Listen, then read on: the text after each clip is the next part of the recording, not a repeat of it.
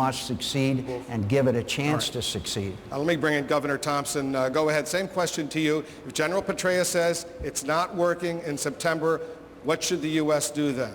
The first thing the president should do is demand the al-Maliki government to vote as to whether or not they want the United States to stay in Iraq. We've been there 4 years.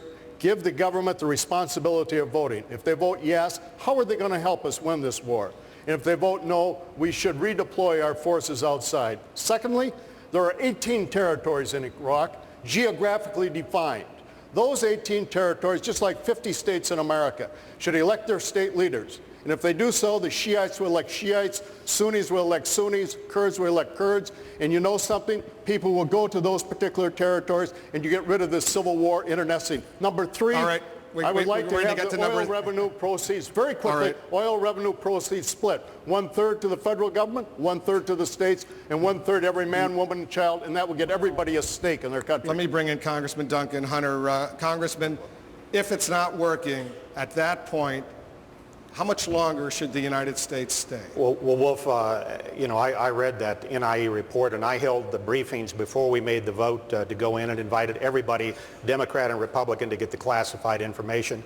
And this depends, the turnover of the security apparatus depends on one thing: reliable Iraqi forces. You got 129 Iraqi battalions. We've trained them up. We've got a lot of them in the fight. Over the next 3 to 4 months, we need to get them all in the fight, get them that combat capability.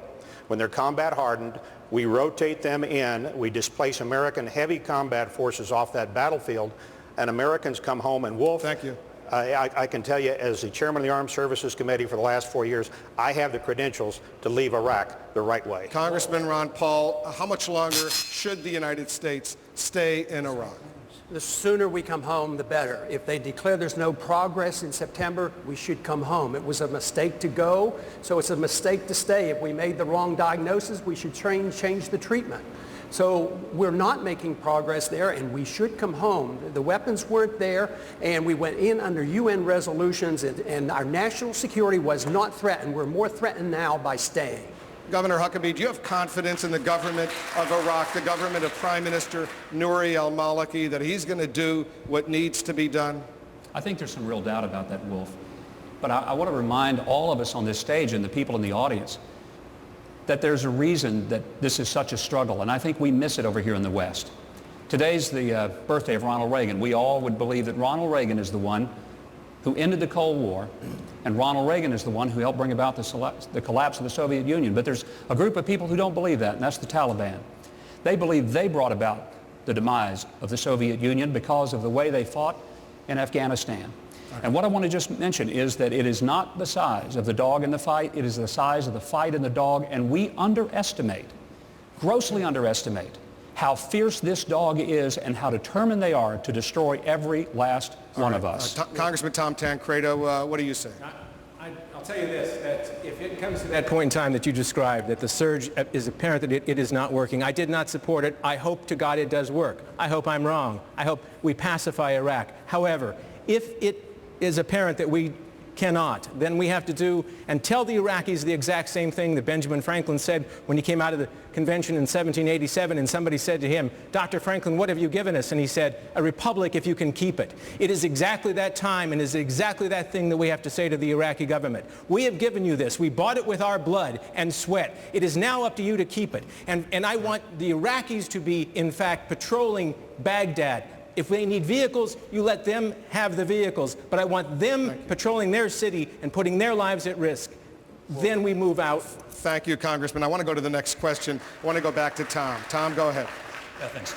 Senator Brownback, President Bush has stated that states that sponsor terrorism are no different than terrorists themselves. Yet Secretary of State Condoleezza Rice recently met with Iranian officials to discuss security in Iraq. Iran is a known supporter of Hezbollah, of Hamas. Did President Bush make the right call in opening a dialogue with Iran? I think he made a right call on saying that about terrorist states, particularly Iran. But I think we have to at times talk with them in different situations. Like before we went into Afghanistan, we talked with Iran. It wasn't we were negotiating. We didn't open up formal diplomatic relations, and we shouldn't. Iran is the lead sponsor of terrorism. Ahmadinejad just this past week called for the destruction of Israel, continues to call for attacking of the United States. On Iraq, I think we need to talk with them. I think we have to confront them aggressively for what they are, which is the lead sponsor of terrorism in the world. I think we need to push the sanctions forward more aggressively. I think we need to work with the labor union movement that's developing inside of Iran. You had a bus driver strike that recently took place. And I think we have to show that purpose and resolve, that we're going to confront these guys and we're going to stand with our allies like Israel. We're going to stand against them oppressing and pushing us and trying to fund terrorists against us. Thank you, Congressman. Congressman Hunter, let me bring... Senator, if you don't mind. Excuse me, Senator. That's okay. Congressman Hunter, let me bring you back in. Do you agree with Senator Brownback that President Bush made the right decision in opening a direct dialogue with Iran? With two conditions, and I think that you do have a dialogue with everybody, whether they're adversaries or friends. The two conditions are, number one, they are moving deadly equipment across the border that is killing Americans in Iraq. We have license to utilize anything that we want to use, special operations, intelligence, whatever it takes to stop that deadly equipment from moving across the border and hitting Americans in Iraq, and we don't give that up with these talks. Secondly, they've got about 1,000 sentries